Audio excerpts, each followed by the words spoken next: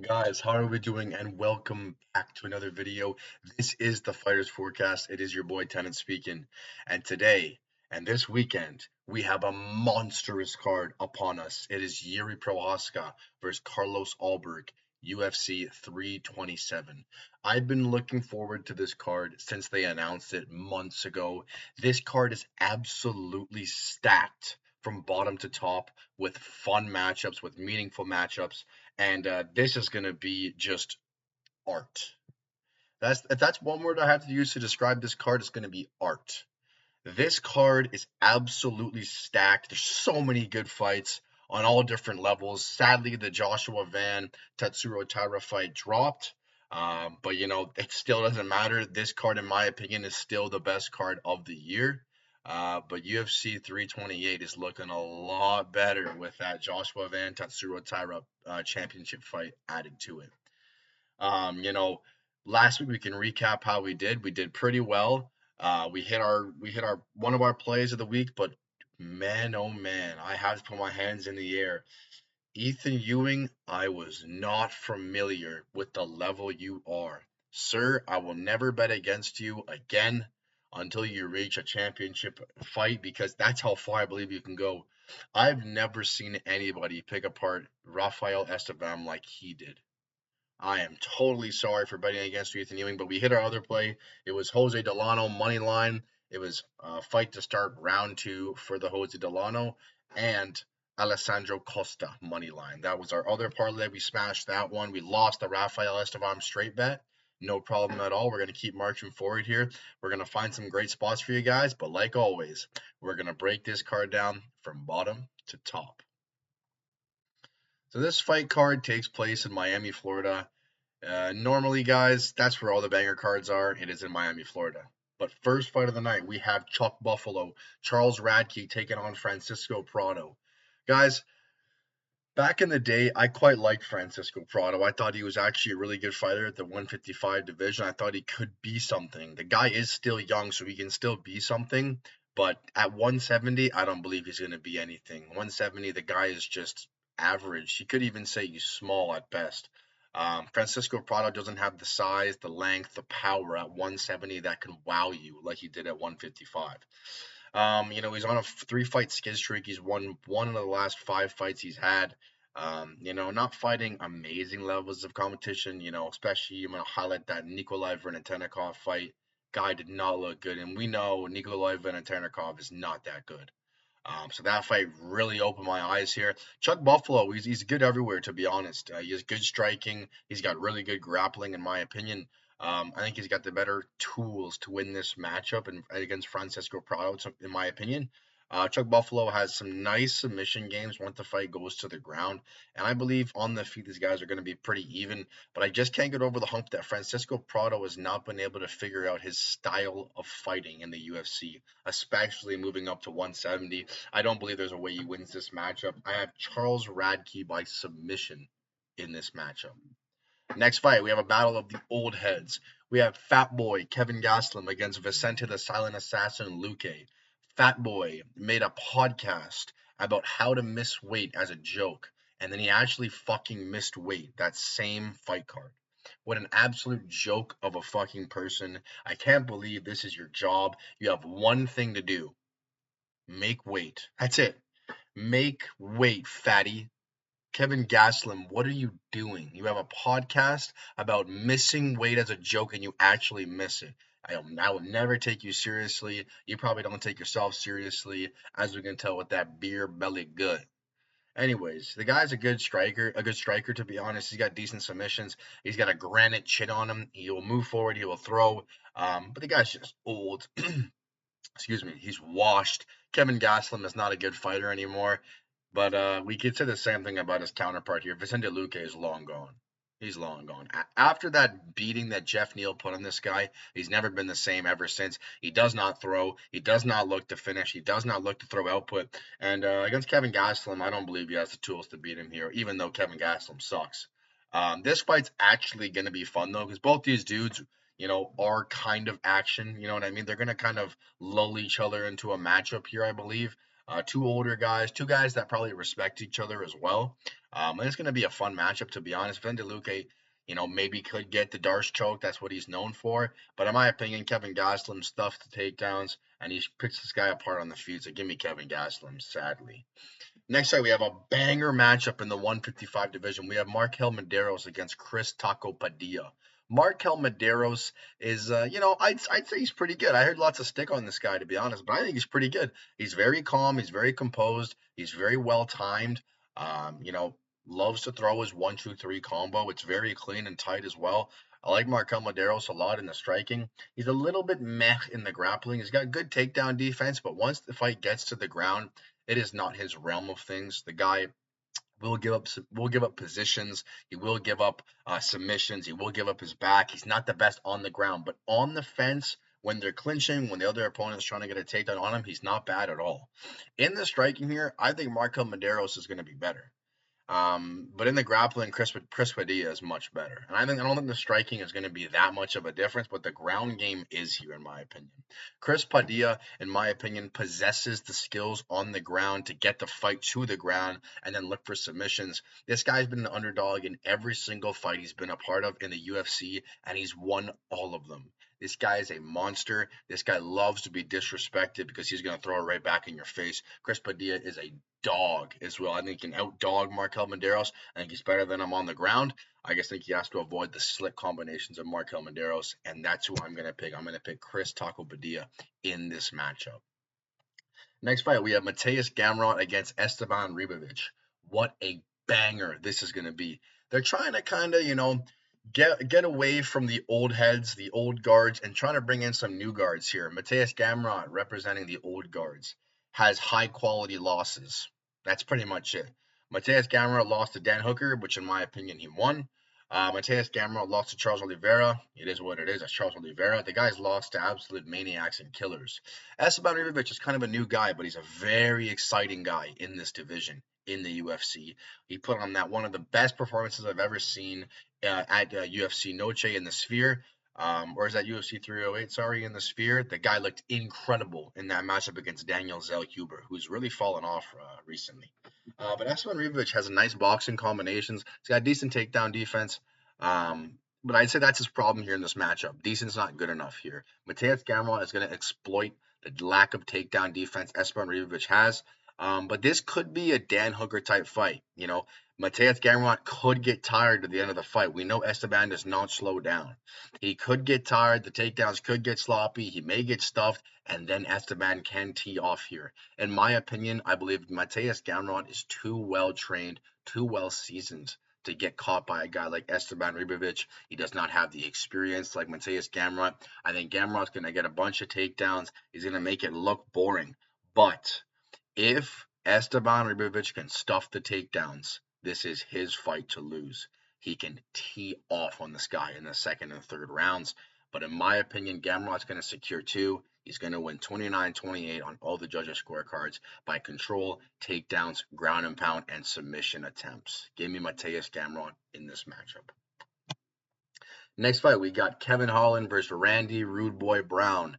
Kevin Holland, fuck you. All my boys love you. Oh, this guy doesn't care. He fights 6 times a year. I'm Kevin Holland. I don't care about my career. I'm a fucking retard. You know what I mean? Kevin Holland, people used to have respect for this guy. But this guy's not the same anymore. He's a joke, man. The guy just shows up for a paycheck and dips. He doesn't care about winning the fight. As you can see in his record, 15 losses. The guy shows up, and you don't know what version you're going to get of this guy. Zero clue. Is it going to be the guy who's fast, who's clean, who has a nice jab, a nice straight behind it, who has good jiu-jitsu? Or is it going to be the guy who's fucking drinking and smoking every day, and the guy sucks, and he gasses out in one round, he gets hit one time, and he drops down to the ground? I'm done with Kevin Holland. I'm done with picking this guy. He's a loser, fool, bum. Kevin Holland deserves to get cut from the UFC. This guy takes it not serious. And you can't bet on this guy's fights. You can't bet on any side of this guy's fights. Kevin Holland either is the best version ever or he sucks so much cock. And you think he's going to win and he fucking loses. Or you think he's going to lose and he fucking wins. You cannot bet on this fight. Randy Rude Boy Brown has a better jab in my opinion. He's got a better straight. They have similar jiu-jitsu in my opinion. Randy Brown's just as tall as Kevin Holland. And I think Randy Brown's had, really good competition up to this point. especially Nicholas Dalby. You could say that guy's old, but he's a dog, and Randy Brown put that guy to bed. Give me Randy Brown here. He takes his career more seriously. I bet you he's been in the lab working on this matchup for guys his length, his height. I think Randy Rude Boy Brown puts it on this guy for 3 straight rounds, picks him apart on the feet, and I'll see you later, Kevin Holland. Get the fuck out of here, you piece of shit. Sorry, guys. I do not like Kevin Holland. Next fight, this is the main card. It is Patricio Pitbull versus Aaron Pico. Patricio Pitbull, we know the guy, used to be a staple in the MMA community. Guy was a champion in his other promotion. The guy is just a cinder block. The guy will come forward, does not care about his life. He will come forward, he will swing, he will wrestle, he will try and get into action, but he struggles against strikers. Patricio Pitbull struggles against strikers, and that is what Aaron Pico is. Aaron Pico has phenomenal wrestling credentials, in my opinion.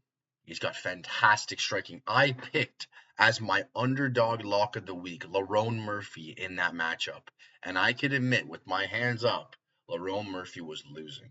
Until he landed that Hail Mary of a spinning back elbow, Pico was touching that guy up, touching him up in the boxing, in the wrestling, clinching, everything. Aaron Pico looked unreal. But it all comes back to Aaron Pico's got no chin. Aaron Pico doesn't have a chin. If he gets caught clean one time by any punch or kick, that guy is going down. And you can't do anything about that. You're God given a chin. This is not something you can work on. Aaron Pico's chin's just not there. We've seen him get KO'd multiple times. And I wonder, he's way cleaner than Patricio Pitbull. Patricio Pitbull is not on a level of Aaron Pico. Aaron Pico is phenomenal with the actual individual aspects of MMA. The problem is his chin. If Pitbull wants to get in there and make it a dogfight and just start throwing inside the pocket and he lands one, Pico could go out. His chin is just horrible. But at range, at space, in the wrestling, Pico is the better fighter everywhere. And I got to take that guy. Give me Aaron Pico in this matchup. He needs to stay safe. He needs to put his high guard up. He needs to block the shots of Patricio Pitbull. And he should get a late finish in this matchup. Next fight, we got Cubby Boy Swanson against Nate Landwehr. Cub Swanson, this guy is an aging vet, 42 years of age. One of my first ever times betting on fights, I bet a full card. I almost got it correct. You know what fucked me? Cub Swanson against Hakeem Dawodu. Hakeem Dawodu won that matchup. I don't care what anybody says. He did not lose to Cub Swanson. He won that matchup. I should have been rich. It is what it is, though. Cub Swanson is a fantastic fighter to watch. He's very entertaining. He's got great boxing combinations. He's got decent wrestling as well. And against a guy like Nate Landwehr, who has none of the abilities to do anything except for grit and heart and strength. Cub Swanson is the much cleaner fighter in every aspect of MMA. I have no idea how this guy is the underdog in this matchup. I don't get it.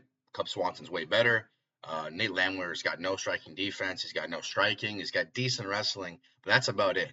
Cub Swanson's going to pick this guy apart for 3 rounds, and he's going to get the fairy tale ending he deserves from the UFC. At 42 years of age, they're going to post a video on him, on the big screen, thank you, Cub Swanson. Going to show a nice highlight montage, and he deserves it. This guy's been here for so long. He's put on so many entertaining fights that I've loved to watch. And I really hope he comes out victorious here. Yet again, I don't know how this dude's a dog, but he is. And we're definitely picking him here. Give me Cub Swanson in this matchup. Next fight, we got the battle of no chins. We have Dominic Reyes against Johnny Walker. Man, give me one sec, guys. I gotta take a sip of water here. Dominic Reyes, guys, and Johnny Walker are the exact same person, in my opinion. Johnny Walker hasn't fought to the level of Dominic Reyes, but they're similar, man. They've been knocked out a whole bunch of times in funny ways, just slept by multiple guys. The Johnny Walker one that sticks out to me is the Volkan Ozdemir one, the Jamal Hill one. Dominic Reyes got put out cold by Yuri Prochazka and recently by Carlos Ulberg. Sorry. Both these guys have no chin whatsoever, and they both possess massive power, and they both have great athleticism. This is a mirror image fight, but in my opinion here, it's really hard to pick against Johnny Walker in this matchup. I know Johnny Walker is not reliable at all, but Dominic Reyes just got put to sleep by Carlos Ulberg. Johnny Walker just upset Zhang Mingyang. Now I realize who Carlos Ulberg is. The guy could be the next champion of the 205 division. I understand, but the guy got slept. It's just so hard for me to pick here, in my opinion. Um, Dom Reyes looked phenomenal up until that matchup with Carlos Ulberg. Johnny Walker just upset Zhang Mingyang. I really don't want to pick a winner in this matchup. If I want to pick something, a prop, it's fight not to start round 3. That's the prop I'd pick. Obviously, that's going to be juiced. So if I got to pick a guy to win here, I've been going back and forth for days on this fight. I really am just. I'm gonna pick Dominic Reyes, guys. I know that kind of goes against my breakdown, but Dominic Reyes only lost to the best. That's it. He's lost to John Jones, Yuri Prochazka, Carlos Ulberg. Those are the best guys in the 205 division. There's really nothing else I can say here. Dominic Reyes, in my opinion, has the better striking here. I think he puts it to work here against Johnny Walker. They're both massive. Whoever lands first is going to win. Give me Dominic Reyes in this matchup. I think he's the better striker. Next fight, we got Curtis Razor Blades against Josh Hokic. Curtis Razor Blades, the guy has not looked himself recently. The guy's not wrestling as much as well. His striking is not that good. I don't know why he crutches it and believes it is, because it is not. Curtis Blades, in my opinion, lost to Rizvan Kunayev. I scored that matchup 2-1 to Rizvan Kunayev. The judges did not. It is what it is, right? But I didn't think he looked impressive in that matchup at all. He said he was injured. He said he tore his MCL, so we'll believe him. I don't really believe Curtis Blades as an excuse maker here. And this is a very interesting matchup because he's fighting Josh Hokic here. Josh Hokic is actually, a really, really fun guy to listen to. But is he that good? That's the question that has to be answered this weekend, this Saturday. Is Josh Hokic that good? That's it.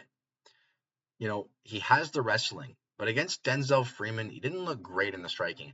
And the guy's a small heavyweight as well. Curtis Blades is not a small heavyweight. I believe Josh Hokic could be in trouble here when trying to shoot takedowns. I believe Josh Hokic is not going to be able to get the takedowns on Razor Blades.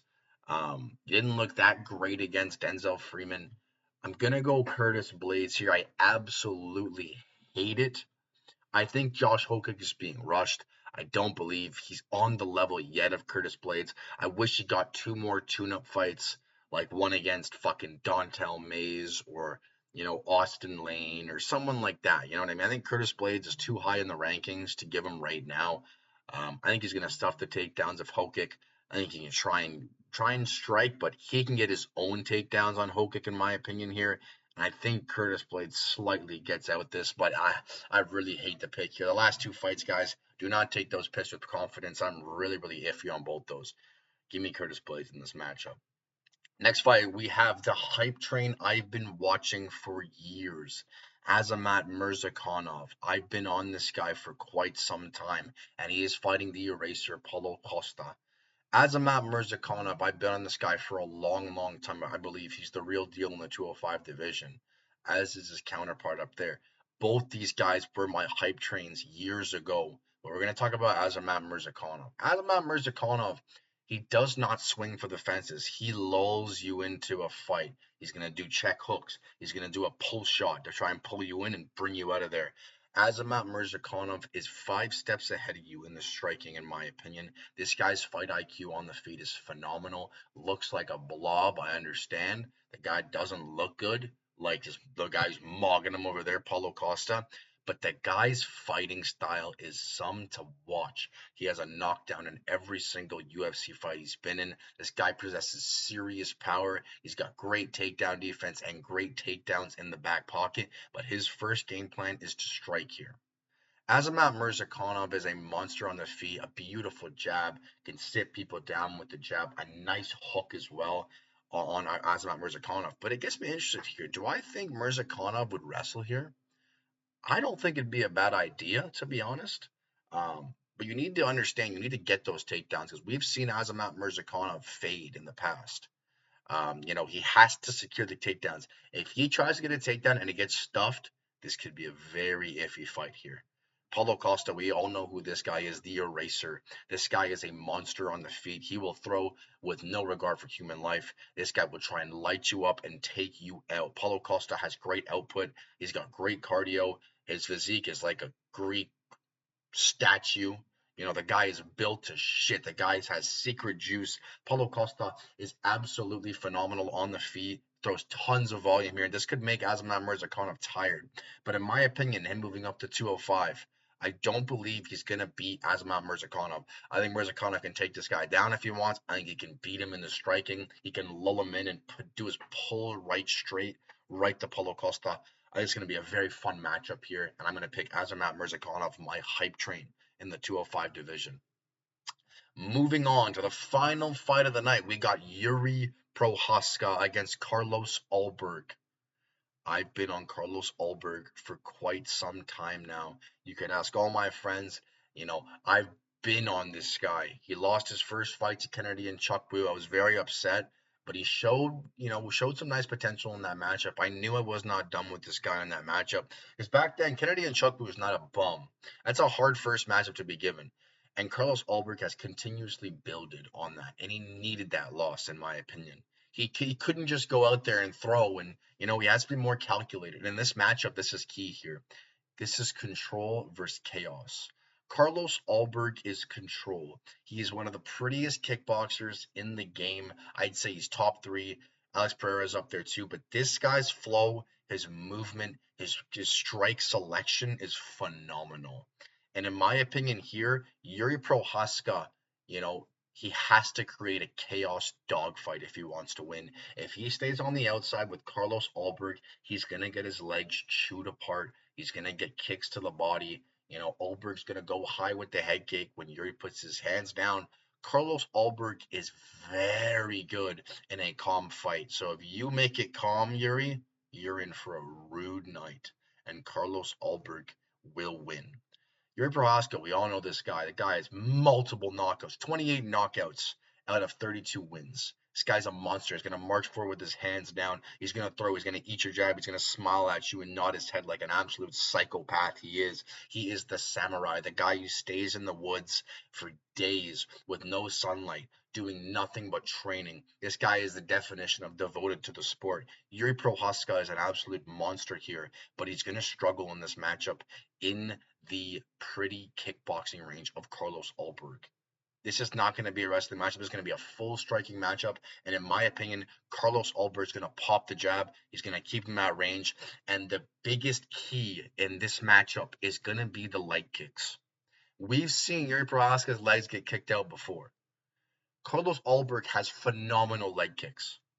And I believe he can kick out the legs of Yuri Prochazka. He can limit the movement of Yuri Prochazka so he can't create that dogfight. And I believe Carlos Ulberg will find a late finish here. Yuri's going to be eating that jab with his face the entire fight. He's going to be taking those calf kicks, and Ulberg is going to find that looping right hand. Give me Carlos Ulberg, my OG hype train in the 205 division, to become champion. Guys, I hope you enjoyed that breakdown. I've been trying really hard to do lots of tape study for you guys to try and get you the best info possible. Hope you guys learned something. If you guys are still watching, I thank you a lot. Please like, please comment, subscribe if you're new. We're gonna keep going up from here, guys. Every Tuesday, Wednesday videos will be coming out, guys, of the next fight card. I try and do this every single week, and you will see the boy She's soon. But this is the fight. You will see a hammer of the week play soon. There's going to be opportunities as well on there, in my opinion. I'm going to do a couple that I'm not going to go with, but I think still hit, and then one I will go with. But this is the card, guys. I'm so excited. You should be too, and I'll see you guys in the next one. Peace.